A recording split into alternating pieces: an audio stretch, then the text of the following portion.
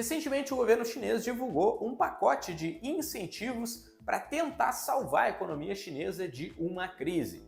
Nesse vídeo, eu vou te trazer os principais motivos, as principais razões que levaram à desaceleração econômica da China e também quais impactos que essa desaceleração, essa crise econômica pode trazer para os seus investimentos, para o mercado de capitais como um todo e também para nós aqui no Brasil, para o brasileiro de forma geral. Qual é o impacto que pode ter de uma desaceleração, uma possível crise na economia chinesa, que é uma das maiores do mundo, para nós aqui no Brasil? Antes da gente seguir, é importante destacar, fazer um contexto histórico, de que a China é um dos países que mais cresceu nos últimos anos. Então, nos últimos 20, 30, 40 anos, a economia chinesa, junto com alguns países ali da Ásia, foi de longe a economia que mais cresceu. Mas o que levou a esse crescimento da China? A principal razão desse crescimento exagerado, desse crescimento absurdo da economia, foram os gastos públicos. Foi o incentivo do Estado, o incentivo do governo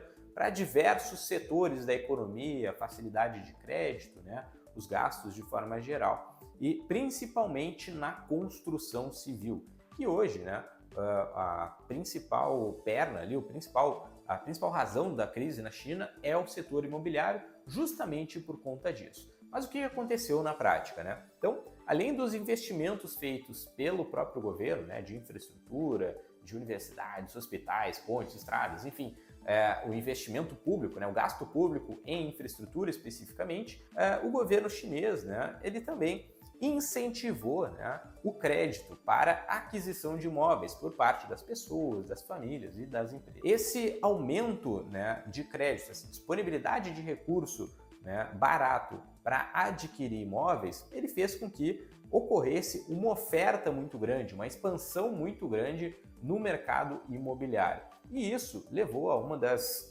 consequências que a gente tem hoje no mercado chinês, que é muitos imóveis desocupados. Ou seja, a gente chega a ter cidades, isso lógico, é bem difícil de comprovar, porque a gente vê notícias, mas não sabe de fato o que está acontecendo lá na China, mas existem alguns relatos de que existem cidades fantasmas na China, ou seja, cidades que foram construídas, enfim, no meio do nada, que várias pessoas, além do governo, investiram seu dinheiro para adquirir imóveis lá, só que não tem população suficiente, não tem demanda para esses imóveis. E isso que causou a crise no setor imobiliário, Porque se não existe procura por imóveis e a oferta foi muito grande, os preços dos imóveis acabam despencando. Foi o que a gente viu acontecer praticamente nos últimos 2 anos da economia chinesa, foi o que levou à crise de 2008 nos Estados Unidos, Então, as semelhanças são bem fortes aqui e por isso muita gente, vários economistas acreditam que a China vai ter uma crise financeira, uma crise imobiliária bem grande. Outro ponto que é bem relevante, por conta desses gastos públicos feitos para acelerar a economia chinesa, a gente teve um alto endividamento do governo, que também é um grande problema, que a gente vive aqui no Brasil, que os Estados Unidos passam por isso, a grande maioria das economias do mundo tem esse problema, onde quando o endividamento de um país, de uma economia, ela cresce demais em relação ao PIB, esse país ele deixa de se tornar atrativo para os investidores e o recurso para de entrar no país. Com isso, o reflexo é queda das ações na bolsa, que a gente viu lá na China, queda no valor da moeda, ou seja, o iene chinês se desvalorizou frente a praticamente todas as moedas, Esse é um reflexo bem comum também, que a gente viu na Argentina, a gente vê no Brasil, quando o país foge muito do seu arcabouço fiscal aqui, quando o risco fiscal fica muito exagerado, quando ele aumenta consideravelmente por conta dos gastos. Então esse também é um problema bem relevante na economia chinesa, além dos gastos que foram feitos no mercado imobiliário, que colocou esse mercado em crise, a gente tem um endividamento do país muito alto.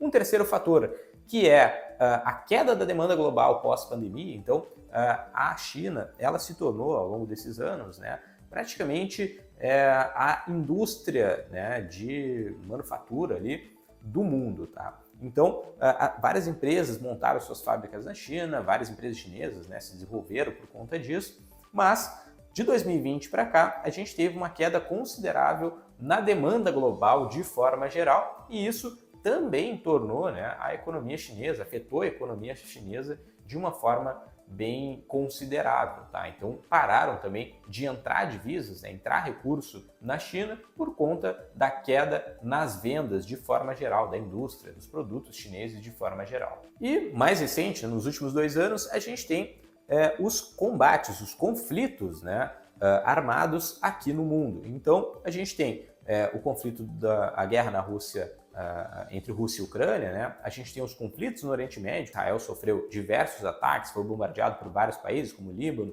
e mais recentemente o Irã, e isso está desencadeando um conflito muito grande ali naquela região. Tem o risco também da própria China invadir Taiwan, que isso provavelmente levaria a uma terceira guerra mundial, né? Que é um medo muito grande que as pessoas têm, o mundo tem de forma geral, mas não é o assunto do vídeo de hoje, então a gente não vai entrar nisso. E além das guerras, né, e de todo esse contexto que eu trouxe para vocês, existem também os embargos e a tributação dos produtos chineses nos Estados Unidos, que começou com o Trump e continuou aí no governo do Biden, que deve seguir na próxima gestão, independentemente de quem seja. Se for a Kamala Harris ou for o Donald Trump, eles devem continuar com os embargos contra a economia chinesa, né, para frear um pouco a economia chinesa e evitar que o país fique muito dependente da China, né? E isso é um termo bem conhecido, né? Agora com as guerras, os conflitos, vários países começaram a fazer o nearshoring, que é basicamente você buscar suprimentos, né? Buscar empresas, fábricas, enfim, produtos de forma geral em países mais próximos. Então, os Estados Unidos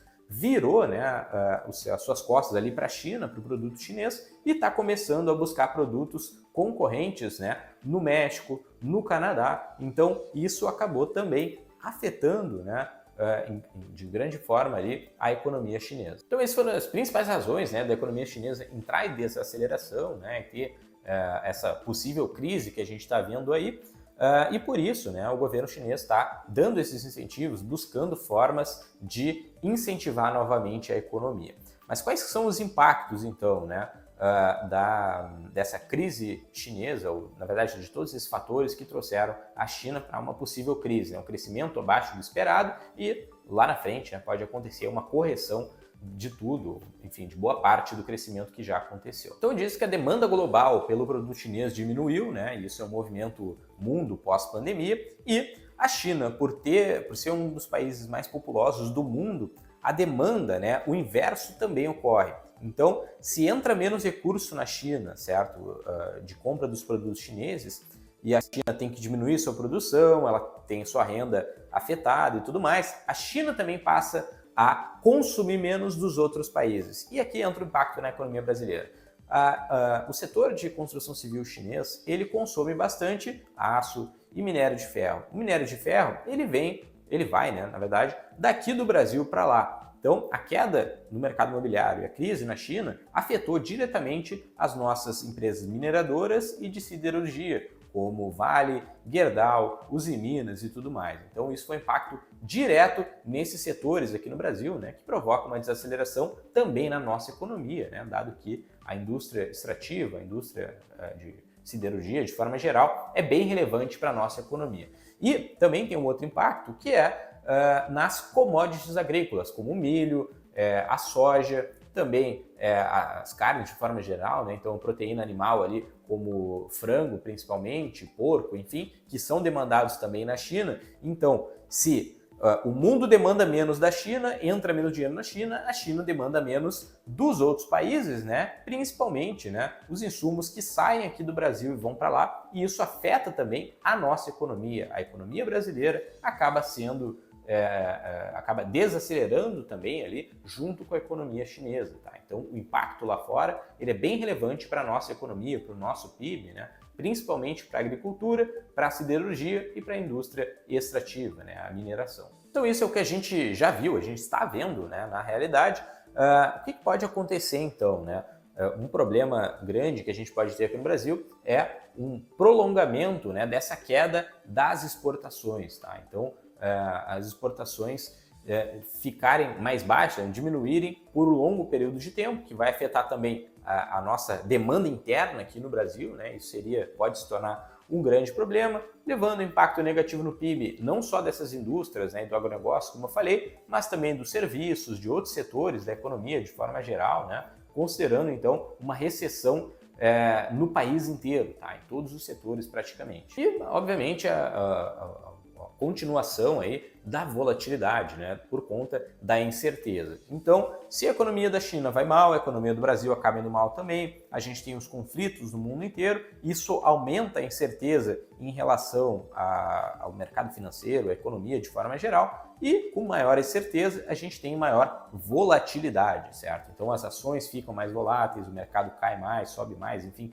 ele acaba sofrendo bem mais em momentos de negatividade e acaba subindo bastante ali em momentos mais positivos para a economia de forma geral. Agora, para concluir, dá para a gente considerar, né, essa lição da economia chinesa. O Brasil pode aprender muito com a economia chinesa, porque a gente viu um caso prático de ciclos econômicos, onde o governo criou uma demanda, né, criou ali teoricamente um dinheiro, né, uma disponibilidade de capital que não existia na economia.